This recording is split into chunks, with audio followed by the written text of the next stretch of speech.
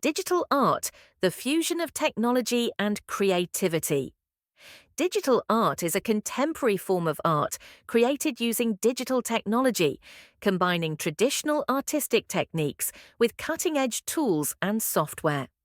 It emerged in the late 20th century with the rise of computers and the internet, offering artists new ways to express their creativity.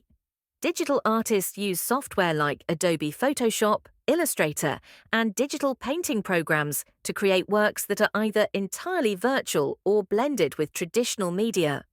Artists like David Hockney and Beeple have explored the potential of digital art, pushing its boundaries into realms like 3D modeling, animation, virtual reality, and interactive installations. Digital art challenges traditional notions of medium and authorship, enabling artists to create dynamic and immersive experiences.